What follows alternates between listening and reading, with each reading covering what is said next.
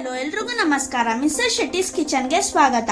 ನಾನಿವತ್ತು 4 ಡಿಫ್ರೆಂಟ್ ಆಗಿರೋ ಪಡ್ಡು ರೆಸಿಪಿನ ಹೇಳ್ಕೊಡ್ತಾ ಇದ್ದೀನಿ. ಒಂದೇ ಬ್ಯಾಟರ್ನ ಯೂಸ್ ಮಾಡಿ 4 ಡಿಫ್ರೆಂಟ್ ಪಡ್ಡುನ ಬ್ರೇಕ್ಫಾಸ್ಟ್ಗೆ ಮಾಡ್ಕೋಬಹುದು. ಈ ವಿಡಿಯೋನ ಸ್ಕಿಪ್ ಮಾಡದೆ ಫುಲ್ಲು ನೋಡಿ. ಲಾಸ್ಟ್ನಲ್ಲಿ ಒಂದು ಕಿಚನ್ ಟಿಪ್ಸ್ ಕೂಡ ಕೊಡ್ತೀನಿ. ಹಾಗಿದ್ರೆ ಬನ್ನಿ ನೋಡೋಣ ಪಡ್ಡುನ ಹೆಂಗ್ ಮಾಡೋದು ಅಂತ. ಫಸ್ಟು ಬ್ಯಾಟರ್ನ ಮಾಡ್ಕೊಳ್ಳೋಣ. ಇದಕ್ಕೆ ಬೇಕಾಗಿರೋ ಐಟಮ್ಸ್ ಏನೇನಂದ್ರೆ 2 ಸೇರ್ ಅಕ್ಕಿ, ಅರ್ಧ ಕಪ್ ಉದ್ದಿನ ಕಾಳು, 1/4 ಕಪ್ ಸಬ್ಬಕ್ಕಿ, 1/4 ಕಪ್ ಅವಲಕ್ಕಿ, ಸ್ವಲ್ಪ ಮೆಂತ್ಯ. ಇದನ್ನ 8 ರಿಂದ 9 ಅವರು ನೆನೆಸಿದೀನಿ. ನೆನೆಸೆಲ್ಲ ಆದ್ಮೇಲೆ ಇದನ್ನ ನುಣ್ಣಗೆ ಗ್ರೈಂಡರ್ ಅಲ್ಲಿ ರುಬ್ಕೊಂಡು ಇಟ್ಟಿದ್ದೀನಿ.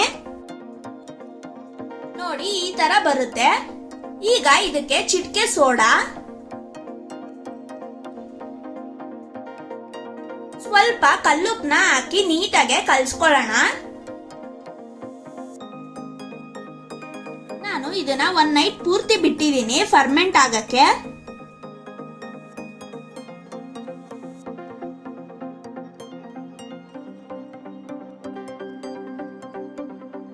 ಫಸ್ಟ್ ನಾನು ಎಗ್ ಪಡ್ಡುನ ಹೇಳ್ಕೊಡ್ತೀನಿ.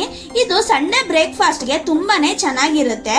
ಇದನ್ನ ಎಗ್ ಬೈಟ್ಸ್ ಅಂತಾನು ಹೇಳ್ತಾರೆ. ಇದು ಚಿಕನ್ ಸಾಂಬಾರ್ ಜೊತೆಗೆ ತುಂಬಾನೇ ಚೆನ್ನಾಗಿರುತ್ತೆ. ನೋಡಿ ಎಷ್ಟು ಸಾಫ್ಟ್ ಆಗಿ ಬಂದಿದೆ. ಬನ್ನಿ ಆಗಿದ್ರೆ ಯಾವ ತರ ಮಾಡೋದು ಅಂತ ನೋಡೋಣ.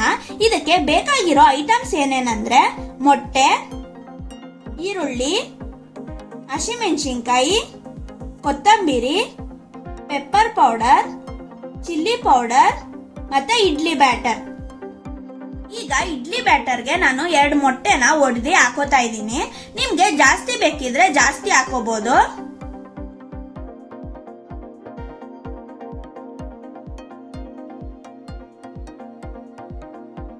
ಈಗ ಇದಕ್ಕೆ ಒಂದು ಮೀಡಿಯಂ ಸೈಜ್ದು ಈರುಳ್ಳಿನ ಹಾಕೋತಾ ಇದ್ದೀನಿ. 3 ಹಸಿಮೆಣಸಿನ್ಕಾಯಿ, ಸ್ವಲ್ಪ ಕೊತ್ತಂಬರಿ, 1 ಸ್ಪೂನ್ ಪೆಪ್ಪರ್ ಪೌಡರ್,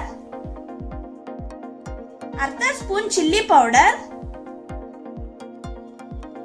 ಮತ್ತೆ ರುಚಿಗೆ ತಕ್ಕಷ್ಟು ಉಪ್ಪನ್ನ ಹಾಕಿ ನೀಟಾಗೆ ಮಿಕ್ಸ್ ಮಾಡ್ಕೊಳ್ಳೋಣ. ಇದು ನೀಟಾಗೆ ಬ್ಯಾಟರ್ ಜೊತೆಗೆ ಮಿಕ್ಸ್ ಆಗಬೇಕು. ನೆಕ್ಸ್ಟ್ ಪಡ್ಡು ಪ್ಲೇಟ್ ನ ಬಿಸಿ ಮಾಡಿ ಸ್ವಲ್ಪ ಎಣ್ಣೆನ ಹಾಕೊಳ್ಳೋಣ. ಎಣ್ಣೆ ಎಲ್ಲಾ ಕಡೆನೂ ನೀಟಾಗೆ ಸವರ್ಕೊಳ್ಳೋಣ. ಎಣ್ಣೆ ಬಿಸಿ ಆದ್ಮೇಲೆ ಈ ತರ ಸ್ವಲ್ಪ ಸ್ವಲ್ಪನೇ ಪಡ್ಡು ಬ್ಯಾಟರ್ನ ಬಿಟ್ಕೋಬೇಕು. ಇದನ್ನ ಜಾಸ್ತಿನೂ ಹಾಕಕ್ ಹೋಗ್ಬೇಡಿ. ಜಾಸ್ತಿ ಹಾಕಿದ್ರೆ ಟರ್ನ್ ಮಾಡಕ್ಕೆ ತುಂಬಾ ಕಷ್ಟ ಆಗುತ್ತೆ. ಇದನ್ನ ಮೀಡಿಯಂ ಫ್ಲೇಮ್ ನಲ್ಲೇ ಇಟ್ಟು ಬೇಯಿಸ್ಕೋಬೇಕು, ಇಲ್ಲ ಅಂದ್ರೆ ಸೀದೋಗುತ್ತೆ. ಈಗ ಲಿಡ್ ನ ಕ್ಲೋಸ್ ಮಾಡಿ ಬೇಯಕ್ ಬಿಡೋಣ.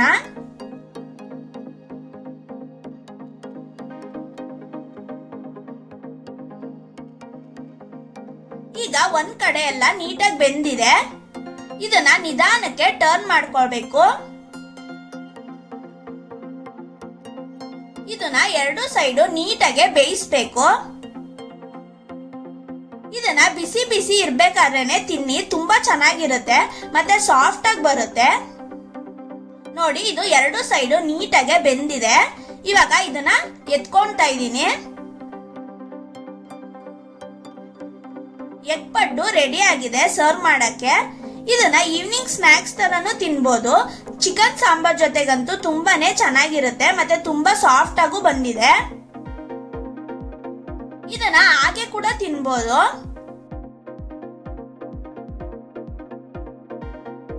ಸೆಕೆಂಡ್ ಬ್ರೇಕ್ಫಾಸ್ಟ್ ಏನಂದ್ರೆ ಆಲೂ ಸ್ಟಫ್ಡ್ ಪಡ್ಡು. ಯಾವಾಗ್ಲೂ ಒಂದೇ ತರ ಪಡ್ಡುನ ತಿಂದು ಬೇಜಾರಾಗಿದ್ರೆ ಈ ಪಡ್ಡುನ ಟ್ರೈ ಮಾಡಿ. ನಾನ್ ವೆಜ್ ತಿಂದೇ ಇರೋರು ಈ ಪಡ್ಡುನ ಮಾಡಿ ತುಂಬಾನೇ ಚೆನ್ನಾಗಿರುತ್ತೆ. ಬನ್ನಿ ಆಗಿದ್ರೆ ಇದಕ್ಕೆ ಏನೇನ್ ಐಟಮ್ ಬೇಕು ಅಂತ ನೋಡೋಣ. ಆಲೂಗೆಡ್ಡೆ, ಈರುಳ್ಳಿ, ಹಸಿಮೆಣಸಿನ್ಕಾಯಿ, ಕೊತ್ತಂಬರಿ, ಕರಿಬೇವು, ಕಡಲೆಬೇಳೆ, ಸಾಸಿವೆ, ಜೀರಿಗೆ ಮತ್ತೆ ಅರಿಶಿನ.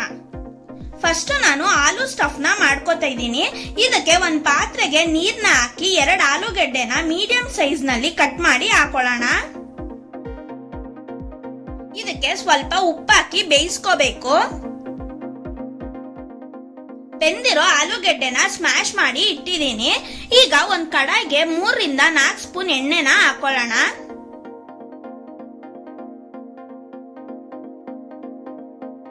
ಎಣ್ಣೆ ಕಾದ್ಮೇಲೆ 1 ಸ್ಪೂನ್ ಸಾಸಿವೆ, 1 ಸ್ಪೂನ್ ಜೀರಿಗೆ, 1 ಸ್ಪೂನ್ ಕಡಲೆಬೇಳೆ,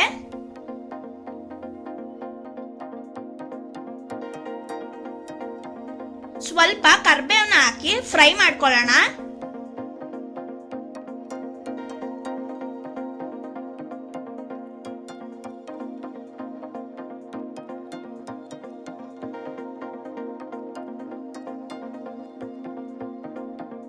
ಉದ್ದುದ್ದಕ್ಕೆ ಕಟ್ ಮಾಡಿರೋ 3 ಹಸಿಮೆಣಸಿನ್ಕಾಯಿನ ಹಾಕೋತಾ ಇದ್ದೀನಿ. ಇದನ್ನು ಅಷ್ಟೇ ನೀಟಾಗಿ ಫ್ರೈ ಮಾಡ್ಕೊಳ್ಳೋಣ.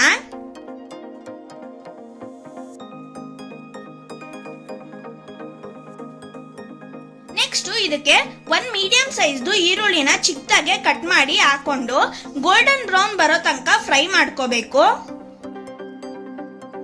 ರುಚಿಗೆ ತಕ್ಕಷ್ಟು ಉಪ್ಪು, 1/4 ಸ್ಪೂನ್ ಅರಿಶಿನ ಹಾಕಿ ಫ್ರೈ ಮಾಡೋಣ.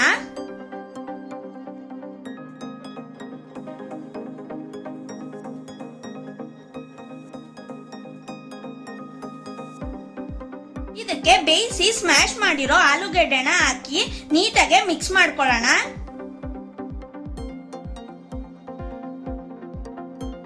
ಲೋ ಫ್ಲೇಮ್ ನಲ್ಲೇ ಇಟ್ಟು ನೀಟಾಗಿ ಮಿಕ್ಸ್ ಮಾಡ್ಕೊಳ್ಳಿ.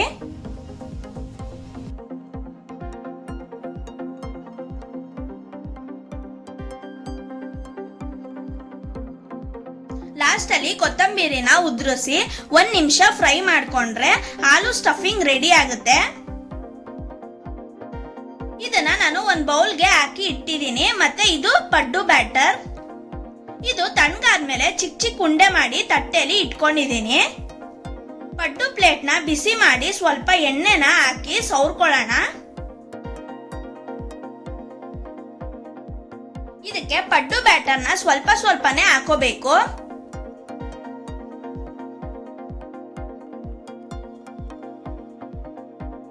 ನಾವು ರೆಡಿ ಮಾಡಿರೋ ಸ್ಟಫಿಂಗ್ ಬಾಲ್ಸ್ ನ ಇದ್ರ ಮಧ್ಯದಲ್ಲಿ ಇಟ್ಕೊಳ್ಳೋಣ.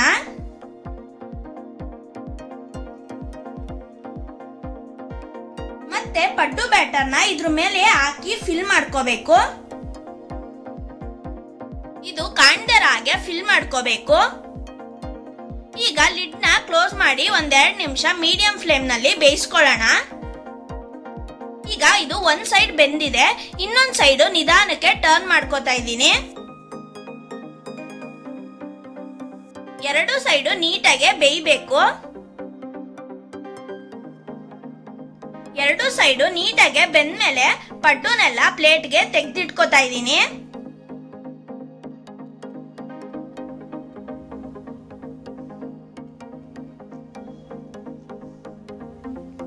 ಆಲೂ ಸ್ಟಫ್ಡ್ ಪಡ್ಡು ರೆಡಿ ಆಗಿದೆ.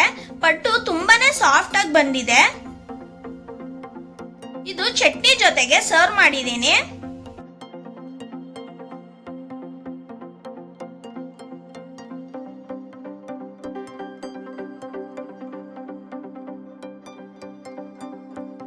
ಮೂರನೇ ಬ್ರೇಕ್ಫಾಸ್ಟ್ ಏನಂದ್ರೆ ಮಸಾಲಾ ಪಡ್ಡು. ಈ ಪಡ್ಡು ತುಂಬಾನೇ ಸಿಂಪಲ್ ಆಗಿ ಮಾಡ್ಕೋಬಹುದು ಮತ್ತೆ ಕಮ್ಮಿ ಟೈಮ್ ನಲ್ಲಿ ಆಗೋಗುತ್ತೆ. ಬನ್ನಿ ಆಗಿದ್ರೆ ಇದಕ್ಕೆ ಏನೇನ್ ಐಟಮ್ ಬೇಕು ಅಂತ ನೋಡೋಣ. ಪಡ್ಡು ಬ್ಯಾಟರ್, ಈರುಳ್ಳಿ, ಕ್ಯಾರೆಟ್, ಹಸಿಮೆಣಸಿನ್ಕಾಯಿ, ಕೊತ್ತಂಬರಿ ಮತ್ತೆ ಜೀರಿಗೆ. ಒಂದ್ ಬೌಲ್ಗೆ ಪಡ್ಡು ಬ್ಯಾಟರ್ನ ಹಾಕೊಂಡಿದ್ದೀನಿ. 2 ಮೀಡಿಯಂ ಸೈಜ್ದು ಈರುಳ್ಳಿನ ಚಿಕ್ಕದಾಗೆ ಕಟ್ ಮಾಡಿ ಹಾಕಿದ್ದೀನಿ. ಅರ್ಧ ಕಪ್ ತುರ್ದಿರೋ ಕ್ಯಾರೆಟ್, 3 ಹಸಿಮೆಣಸಿನ್ಕಾಯಿನ ಚಿಕ್ಕದಾಗೆ ಕಟ್ ಮಾಡಿ ಹಾಕಿದ್ದೀನಿ. ಅರ್ಧ ಸ್ಪೂನ್ ಜೀರಿಗೆ, ಸ್ವಲ್ಪ ಕೊತ್ತಂಬರಿನ ಹಾಕೊಂಡು ನೀಟಾಗಿ ಮಿಕ್ಸ್ ಮಾಡ್ಕೊಳ್ಳೋಣ.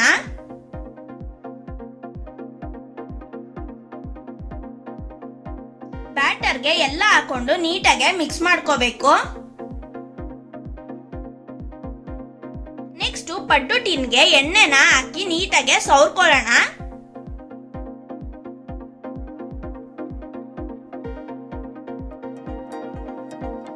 ಎಣ್ಣೆ ಕಾದ್ಮೇಲೆ ಪಡ್ಡು ಬ್ಯಾಟರ್ನ ಹಾಕಿ 1-2 ನಿಮಿಷ ಮೀಡಿಯಂ ಫ್ಲೇಮ್ ನಲ್ಲೇ ಬೇಯಿಸ್ಕೋಬೇಕು.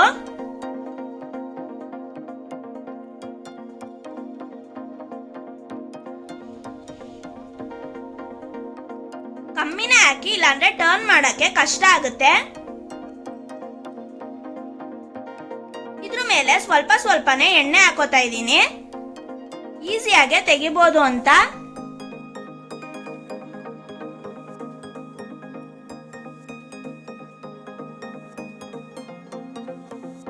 ಈಗ ಇದು ಒಂದ್ ಸೈಡ್ ಬೆಂದಿದೆ, ಇನ್ನೊಂದ್ ಸೈಡು ನಿಧಾನಕ್ಕೆ ಟರ್ನ್ ಮಾಡ್ಕೋತಾ ಇದ್ದೀನಿ.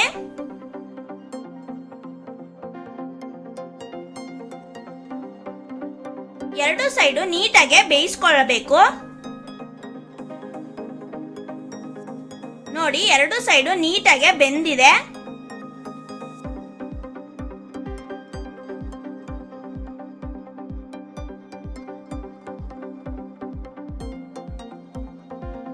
ಮಸಾಲಾ ಪಡ್ಡು ರೆಡಿ ಆಗಿದೆ. ನೋಡಿ ಎಷ್ಟು ಚೆನ್ನಾಗಿ ಬಂದಿದೆ. ಇದು ಕ್ವಿಕ್ ಆಗಿ ಆಗೋ ಬ್ರೇಕ್ಫಾಸ್ಟ್. ಇದನ್ನ ಚಟ್ನಿ ಜೊತೆಗೆ ಸರ್ವ್ ಮಾಡಿದ್ದೀನಿ. ಫೋರ್ತ್ ಬ್ರೇಕ್ಫಾಸ್ಟ್ ಏನಂದ್ರೆ ಪ್ಲೇನ್ ಪಡ್ಡು. ನಿಮ್ಗೆ ಯಾವ್ದೇ ತರ ಮಸಾಲಾ ವೆಜಿಟೇಬಲ್ ಬೇಡ ಅಂದ್ರೆ ಸಿಂಪಲ್ ಆಗಿ ಪ್ಲೇನ್ ಪಡ್ಡುನ ಮಾಡ್ಕೋಬಹುದು. ಇದಕ್ಕೆ ಪಡ್ಡು ಬ್ಯಾಟರ್ನ ತಗೊಂಡಿದ್ದೀನಿ. ಪಡ್ಡು ಟಿನ್ನ ಬಿಸಿ ಮಾಡಿ ಎಣ್ಣೆನ ಹಾಕೋಬೇಕು. ಇದನ್ನ ಎಲ್ಲಾ ಕಡೆನೂ ನೀಟಾಗಿ ಸವರ್ಕೊಳ್ಳೋಣ. ಎಣ್ಣೆ ಕಾದ್ಮೇಲೆ ಪಡ್ಡು ಬ್ಯಾಟರ್ನ ಹಾಕೋತಾ ಇದ್ದೀನಿ. ಜಾಸ್ತಿ ಹಾಕೊಳಕ್ ಹೋಗ್ಬೇಡಿ, ಯಾಕಂದ್ರೆ ಟರ್ನ್ ಮಾಡಕ್ಕೆ ಕಷ್ಟ ಆಗುತ್ತೆ.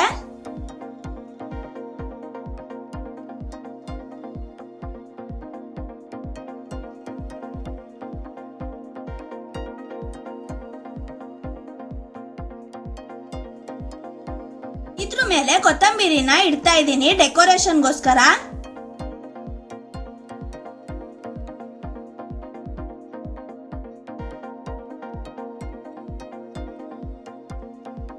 ಈಗ ಲಿಡ್ ನ ಕ್ಲೋಸ್ ಮಾಡಿ 1-2 ನಿಮಿಷ ಮೀಡಿಯಂ ಫ್ಲೇಮ್ ನಲ್ಲೇ ಬೇಯಿಸ್ಕೋಬೇಕು. ಇದು ಒಂದ್ ಸೈಡ್ ನೀಟಾಗಿ ಬೆಂದಿದೆ. ಈಗ ಇದನ್ನ ನಿಧಾನಕ್ಕೆ ಟರ್ನ್ ಮಾಡ್ಕೊಳ್ಳೋಣ. ಎರಡು ಸೈಡು ನೀಟಾಗಿ ಬೇಯಬೇಕು.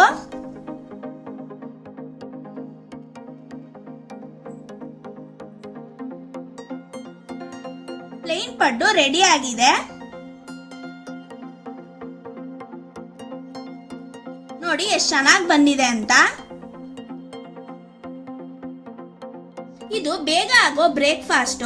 ಇದನ್ನ ನಿಮ್ಗೆ ಇಷ್ಟ ಆಗೋ ಚಟ್ನಿ ಜೊತೆಗೆ ತಿಂದ್ರೆ ತುಂಬಾನೇ ಚೆನ್ನಾಗಿರುತ್ತೆ. ನಿಮ್ಮನೇಲೂ ಟ್ರೈ ಮಾಡಿ ಹೇಗಿತ್ತು ಅಂತ ಕಮೆಂಟ್ ಮಾಡಿ. ನಮ್ಮ ಚಾನಲ್ನ ಸಬ್ಸ್ಕ್ರೈಬ್ ಮಾಡಿ, ಪಕ್ಕದಲ್ಲಿರೋ ಬೆಲ್ ಬಟನ್ನ ಪ್ರೆಸ್ ಮಾಡಿ. ಸೊ ಹೊಸ ರೆಸಿಪಿದು ನೋಟಿಫಿಕೇಶನ್ ಬರುತ್ತೆ. ವಿಡಿಯೋ ಇಷ್ಟ ಆಗಿದ್ರೆ ಲೈಕ್, ಶೇರ್, ಕಮೆಂಟ್ ಮಾಡಿ. ಇವತ್ತಿನ ಕಿಚನ್ ಟಿಪ್ಸ್ ಏನಂದ್ರೆ, ಈಗ ಹಬ್ಬಗಳಲ್ಲಿ ಫಂಕ್ಷನ್ಗಳಲ್ಲಿ ತುಂಬಾ ಕಾಯಿ ಉಳ್ದೋಗಿರುತ್ತೆ.